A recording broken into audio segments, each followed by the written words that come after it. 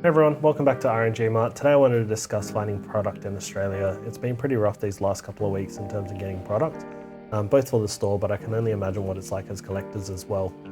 So today I wanted to go over some alternative strategies on finding product, finding cards, finding packs to open, as well as what we're doing as well to keep our store relatively stocked. So I'm Elvin from RNG Mart. We've been open for almost 2 months now, and we have an online Pokemon store with basically rip and ships on a regular basis. So we stream 3 times a week, Tuesday, Thursday and Saturday nights. And we've done a little over 18,000 in terms of sales since we've opened up. So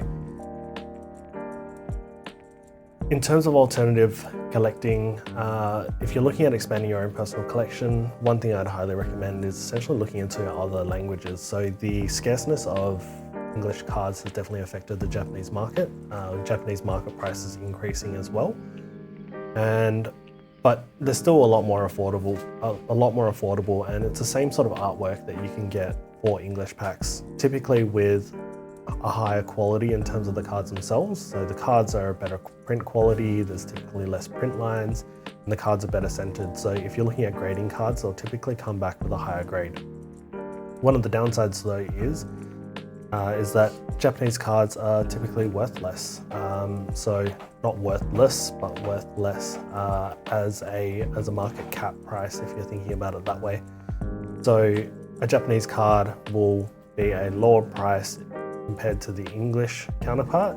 The only exception to this rule is essentially the waifu cards. So the female trainer cards are typically worth a lot more. So if we have a look at the Burst Iono versus the same one from Paldea Evolved, it's actually more expensive in Japanese.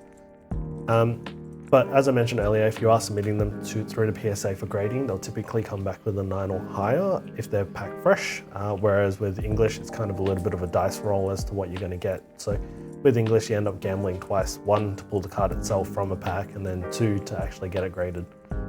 So if you're looking at starting to get into Japanese collecting or collecting Japanese Pokemon cards, a couple of things I'd recommend coming from the English scene is firstly looking up the type of set that you want. For example, Prismatic Evolutions is known as Terrestrial Festival in Japanese. It's a 1-for-1 set, being a high class set. There are a couple of promo cards and things like that you can find in Terrestrial Festival that aren't in Prismatic Evolutions. So things like the Fruit Eevee, which is coming in the Super Premium collection. There's also a couple of other cards. The way that Japanese sets are structured as well is a little bit different. So with Japanese sets, you might get 2 sets that make up a single English set. So for example, with Surging Sparks, it's made up of Super Electric Breaker and Paradise Dragona. Those 2 sets combined together make up Surging Sparks. So the best sites to look at if you are looking at purchasing from Japan in a small volume or small quantity is going through the Pokemon Center online direct. The caveat or downside to that is you kind of need to know when the Pokemon drops are going to be. So they will do pre-orders, typically limited to a certain number of packs or a certain number of boxes, but that is the best way of getting it at as close to retail price as possible. The Japanese booster box goes for 5,500 yen, so you're looking at around about 55 to 60 bucks in Australian, whereas the market price for them will typically increase. So for Terrestrial Festival, for example, the current market price is 14,000 yen, which is around about 140 bucks. Even if you buy it at market price from a Japanese seller, it's going to be cheaper than buying it at an Australian retailer. And the best thing about Japanese cards is essentially all the Japanese retailers and anyone that's looking at starting their own business itself, so much like us, we're all on the same playing field. We all have the same suppliers or the same stuff like that.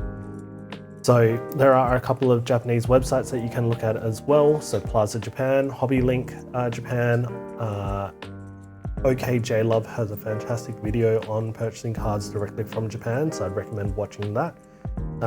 You may need a proxy shipping address as well for purchasing stuff from the Pokemon Center online.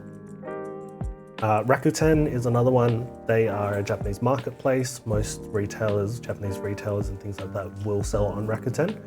And you can purchase through Rakuten and then send it to a freight forwarder or shipping forwarder who will then ship it to you. The way that we've been stocking English for our particular shop is essentially looking at kind of bundle deals or products that are less desirable. So when it comes to our Sword and Shield sets, for example, been looking on Amazon, picking up some collector boxes from Amazon that have a couple of good sets in them.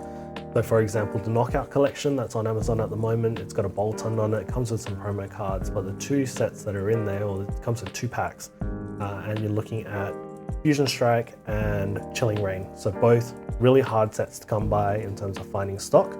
You're limited to a purchase of 4 per transaction. I think they have a cooldown period where they only let you buy a certain amount within a certain period of time. But you're looking at, I think it's like $25 for those two. And if you look at the market, compare them to the value of the market price, Fusion Strike is going for around about $20 a pack at the moment, and Chilling Reign goes for around about $15 to $18 a pack as well. So you're already getting your value out of those. The other thing that we picked up is essentially the Annihilate collector box that had 4 packs in it. We picked it up for $50 around about. So that had Fusion Strike, it had Brilliant Stars, and I think it was 2 Astral Radiance, or it was Lost Origin or something like that. So the total value of the packs itself comes basically at the cost of the box. The extra thing that you get on top of there is essentially the promo cards. Well, actually, the value of the packs at market price adds to up to around about $60. For Scarlet and Violet, if you are looking at collecting, go for the sets that are less desirable. So stuff like Paradox Rift, Temporal Forces, Stellar Crown, they're all relatively new and you should be able to find them for close to retail price currently available. Retail price is $8 a pack for them, but you can typically find them for anywhere between $5.50 up to around about $7 per pack. The other sets that are a little bit older, Kmart and Big W do these 4-pack blister deals. So it used to contain Scarlet and Violet base set, Paldea Evolved, Silver Tempest, and Paradox Rift. They did replace Paradox Rift with they did replace Silver Tempest with Temporal Forces, but they work out to $20 for a 4-pack, so you're looking at $5 per blister pack. And with Paldea Evolved being almost out of print, it's a really good pickup if you can find it. The stock has been very limited sort of throughout Australia, especially in WA, but I'm pretty sure over East you can still find them. Premium collection boxes for Crown Zenith were also really great. So we picked up some Regidrago boxes, which had 4 packs of Crown Zenith in them. We picked them up for $40, which works out to around about $10 a pack. They're currently going for around about $20 a pack as a market price at the moment. So when we put them on our store, we definitely discounted them. We're selling below market price at around about $15. The next tip that I have in terms of finding stock within Australia is essentially knowing when restocks are going to occur. So my best suggestion in terms of that is just go shopping on a relatively regular basis. So for example, our local Target, I know restocks typically on a Friday. So Friday comes around, we might head in there after work or something like that. Usually it's a little bit too late given the current market conditions, but they'll restock on a Friday. And we'll just ask them, what have you got? Are you getting anything in? Have a chat to them. We had a chat to our local EB Games and asked them if they were getting the Surging Sparks booster packs in. This was a month back or so. And they basically told us, yeah, we're getting them in. They were on pre-order on the website, limited to 10 per person.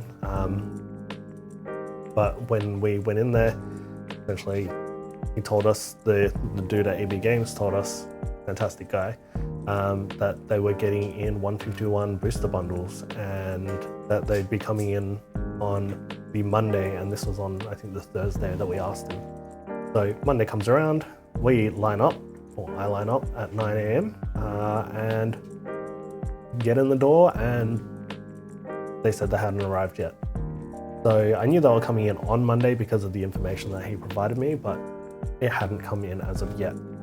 So basically all you do from there is check on a relatively regular basis. So I went down again at 10:30 for my 10-minute break, and then I went down again at lunch for lunchtime. And at 12 o'clock, there was a line of maybe around about 6 people picking up 151 booster bundles. So I managed to get one for myself, which we pretty much gave back to the community. So we sold well under market value for those packs. In terms of finding restocks and buying online, there are Discord servers that you can join. You can join the Pokemon TCG Deals Oz subreddit as well. Typically everyone will post on there when something comes back into play or comes back into stock, so you can usually get ahead of the game. That being said, it has been increasingly more difficult to find these stock, even with the pingers and the Discord notifications and stuff like that. If you're looking at not buying at retail price but buying under market price, Facebook Marketplace is potentially a place that you could go. I'm not personally a fan of Facebook Marketplace, mainly because essentially the way that I think about it is a lot of the people that are reselling stuff on Facebook Marketplace are scalpers. And if I am funneling funds into their operation, they're literally taking away from our own marketplace. So, but you can find some people that do have like distribution access and stuff like that. And in terms of buying under market price as well, the last sort of tip that I can really give you is have a look at local game fairs or local collectors fairs and TCG shows and whatever they call them, sort of around Australia. So go to them, have a shop around, have a chat to the vendors. Sometimes they are negotiable as well with their deals. So we managed to pick up a full booster box of Obsidian Flames at basically retail, just under retail price, mainly because we talked to the vendor and got to know them a little bit better, and they were happy to support some of our cause. The last and final tips that I have in terms of growing your own personal collection are, if you're looking at expanding your own personal collection, is buy singles.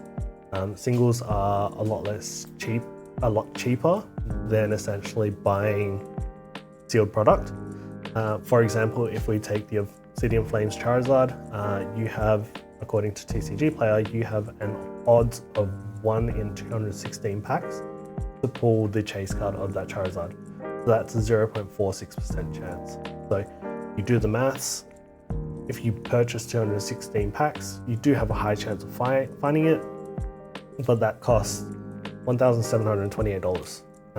At that price point, you could basically buy that same card in a PSA 10. Buying singles as well, singles are priced at market value, so you can find singles typically below market value if you scale through eBay. We went to a morning market this morning and they were selling singles. They sold basically at market, and market prices fluctuate, so if you have an idea of the cost of a card itself, there is potential for it to increase in value given the current market. There is also a chance for it to decrease in value. That's kind of how the market goes. So all in all, a couple of key strategies. Hopefully you can find some stuff as well.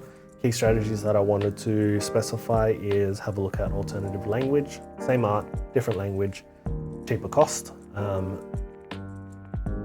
Have an idea of essentially when restocks are going to be, talk with the community, generate your own community, have a chat to them, work together, avoid impulse buying from resellers. Don't support your local scalpers. Your local scalpers gonna suck. They take away essentially available product for the general public, and buy singles. That's really all I've got. If you'd like any more tips and things like that around Pokemon, if you wanted to follow our journey, so to speak, I'll post a recommended video up here that way, and I'll see you on the next one.